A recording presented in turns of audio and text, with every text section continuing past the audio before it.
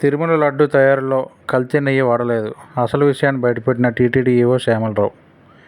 అతి పవిత్రంగా భావించే తిరుమల శ్రీవారి లడ్డూ ప్రసాదంలో తయారీలో జంతువుల కొవ్వు వాడారని ఏపీ సీఎం చంద్రబాబు చేసిన వ్యాఖ్యలు పెద్ద దుమారానికి తెరలేపాయి.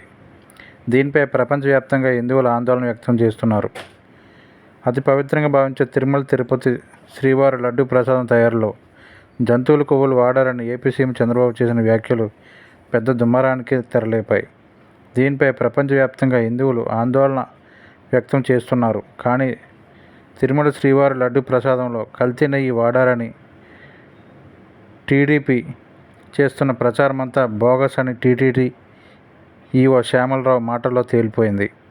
టీటీడీ ఈవో శ్యామలరావు ప్రఖ్యాత ఆంగ్ల వెబ్సైట్ ది ప్రింట్కు ఇచ్చిన ఇంటర్వ్యూలో ఆయన కీలక విషయాలు వెల్లడించారు. తమిళనాడుకు చెందిన ఏఆర్ డైరీ నుంచి వచ్చిన 10 ఆవు నెయ్యిల ట్యాంకర్లలో 4ంటిలో నాణ్యత తగ్గినట్లు టీటీడీ నిపుణులు గుర్తించారని ఈవో శ్యామలరావు తెలిపారు. జూలై 6న వచ్చిన 2 ట్యాంకర్లలో జూలై 12వ తేదీన వచ్చిన మిగిలిన ట్యాంకర్లో శాంపిల్స్ను సేకరించి గుజరాత్లోని నేషనల్ డైరీ డెవలప్మెంట్ బోర్డుకు పంపించామని పేర్కొన్నారు. ఆ నెయ్యిని అసలు ఉపయోగించలేదని స్పష్టం చేశారు. నాణ్యత సరిగ్గా లేదని భావించిన 4 ట్యాంకర్లను పక్కన పెట్టామని చెప్పారు.